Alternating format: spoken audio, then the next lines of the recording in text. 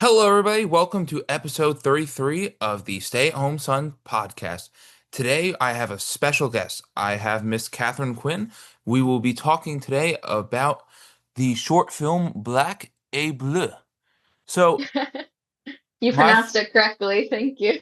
yes, I Jake and I were talking about this yesterday. I took many years of French in high school. Again, shout out to my high school French teacher, Madame Lorna Laurie. If she's listening to this, I don't know. Hell yeah. But I guess off of the French theme, my first question to you is, why is the film called Black et Bleu instead of Black and Blue or Noir et Bleu? That's a really interesting question. Um, at the time of making it, I was hanging out with a lot of French people. So I guess I just kind of had the French, in my brain.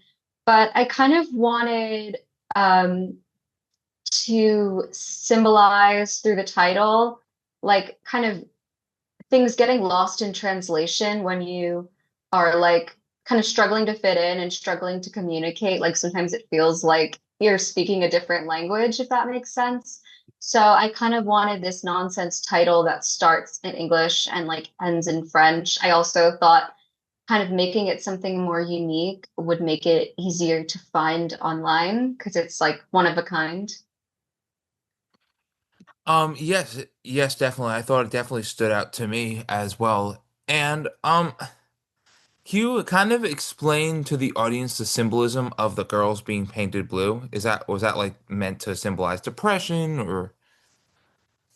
Yeah, so I kind of wrote it to be however the viewer interprets it. For me, it was a really kind of autobiographical piece about growing up and feeling kind of alienated from other people. But you can really watch it and interpret it however you want to interpret it. Because I think, when you're young, you think like this feeling of alienation and ostracization is like so like insular. But then as you get older, you kind of realize that it's pretty universal. Like everyone feels that way at one point or another. So I wanted to leave it open-ended. The audience could project kind of their own interpretation on it, which I think is cool because, as we were making it, everyone involved kind of had their own perception of what the blue skin meant. Some people thought that it was an allegory for being LGBTQ, and others thought it was like a mental health allegory. So I really love hearing people's interpretations of the blue skin metaphor. But for me, it was a pretty general, like being different, if that answers your question. Yeah, definitely. I love when filmmakers leave it up to the audience. It definitely leaves room for interpretation. And so, why did you decide to make the film short, and was it hard to get your point across in such a short amount of time? Yeah, I don't know. I think I'm very much a short form kind of person. I feel like I've always been the kind of person like in school, like I kind of write a short essay and I felt that I said everything I needed to say in the few pages. You know, I I really wanted it to be concise because I feel like I would rather people walk away wanting more than feeling like it overstayed its welcome. And I feel like, um, you know, it's had some positive reception. And so that kind of makes me want to expand upon it. But, filmmaking, it's expensive and it's time consuming. And I kind of like to work in these like short creative spurts and kind of see what works and doesn't work. And yeah, I felt like I said everything I wanted to say in 2.5 minutes. Yeah, off of that, the ending of the movie kind of ends on a bit of a cliffhanger because I mean, I guess we kind of don't know what exactly happened at that next party or what happens to the two after. So, what was the thought process kind of into that ending? Is it just like you said before, like kind of leave it up to the audience, or what was the thought process behind that? I mean, to me, the ending was, I don't know, it symbolized kind of how I felt growing older and realizing like everyone has their own baggage that they're dealing with. Like, we see the main character has blue skin on herself, and it's kind of a reveal.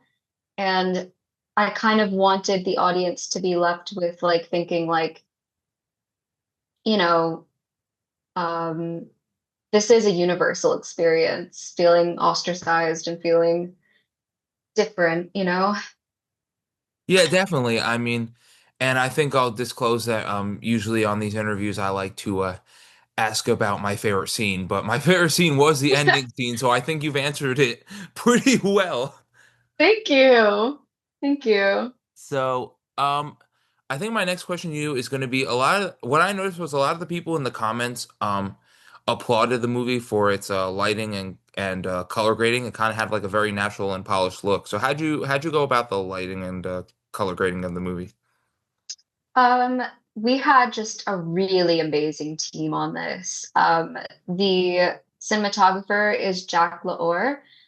He's just such an incredible talent. Like he is just able to take anything you give him and elevate it beyond like any idea that like you would have initially had. Like I made a pretty intricate shot list, but he was just able to like make the shots even better kind of through interesting lighting choices, switching up the angles. And I try to be really like economical with time on set. So we did finish early and he was like, I just want to try some stuff. And there were some cool shots in there that he just kind of made up on the fly, which is really cool. Yeah. And, you know, just my whole team, like they were really amazing. My AD, Giancarlo, he did so much on this project. And the AC, Anthony Baglione, he was really great. So yeah, having an amazing team really helped me kind of accomplish that. And the color grading I did myself. I kind of edit all my own stuff. It's just very much a me thing that I need to like be in the driver's seat of that kind of the post-production process. And I was talking with my friend who helped with he did the sound design on the project, which I love. I'm so happy with how that came out. And I don't know, we were talking about the color grading because I knew it was a bit unconventional. Like it's very kind of blue and low contrast. And I really liked it, but I was like unsure how, people would react to it. But he really assured me that that he liked it and it would be well received. So I'm really happy with all of that. And I give it up to my team for making it all that it is. Yeah, I think it's very good that you as a filmmaker are involved in the editing process and are very knowledgeable. And I mean, it's definitely a very good skill to have as a filmmaker. Um, Speaking on the subject of YouTube, your film currently has over 4,000 views on it. What are your thoughts as an indie filmmaker on YouTube for independent film reach? I love it. I love it. I've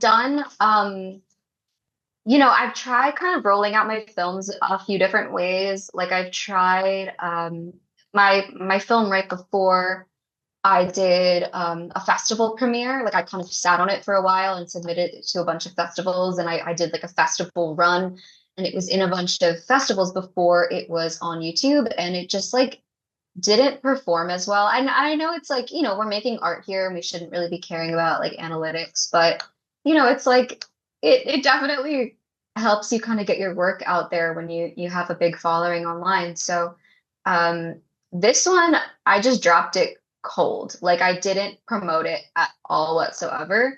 I literally just put it online and like didn't do like after I posted it, I put on Instagram, hey, this is my new film, go check it out. And it was it's my second most successful on YouTube. And I think I'm going to continue kind of that model of just dropping it with not a ton of promotion beforehand because I found that when you put it in a festival circuit, everyone who was gonna watch it on YouTube has already like seen it, if that makes sense. Like all my like film colleagues and my film kind of friends, like they came to the festivals or they were presenting work in the festivals themselves. So it's not like I'm getting like they're not really gonna rush to watch it on YouTube when it drops because they've already seen it. So I think that's gonna be my MO going forward, like just drop it cold. That's definitely a very interesting way of promoting the film. I think again, kind of like what you were saying earlier about like leaving it up to the audience and stuff. Like I think like this kind of goes into that realm, so it definitely makes sense. But how did you? We've been talking about this the whole time, but how did you actually go about like the effect of the two girls' bodies turning blue? So the lead act, well, the I really consider the blonde to be the lead actress. Kind of it's because the story is about her. But the blue girl, she is an incredible, like she's incredible at makeup. I mean, she's incredible at everything she does, but she did her own makeup early in the morning. But I painted her body. So she did her face and I painted her neck, arms, legs. We actually painted on tights for her legs. So it was like she could kind of just put the tights on. Um, the it was like body paint. The arms were tough. We kept having to like touch up because she was touching things, and even with like powder and everything, it just kept like rubbing off. So yeah, that was body paint. And the other actress, we put the body paint on right before we were gonna get that shot because I didn't want um it to be revealed too early that she had the blue on her as well. And finally, we always the Suns always ask this to filmmakers. What was the hardest day of filming on set? On set? Well, we filmed it in one day. So the day actually went really smoothly, and we were kind of like, this feels almost like too good to be true, like how smoothly this went, how quickly it went, that we kept like questioning ourselves. We were like, oh my God, are we gonna be like missing a shot, or like are all the files gonna get like corrupted? So I guess there was like a little anxiety of like, this feels too good to be true. We were like worried the whole time that something was gonna mess up, but it didn't, and we had a really great time. All right, everybody, make sure you go check out Black A Blue on YouTube. I am Thomas Tartar, and remember, stay at home. Thank you so much for having me.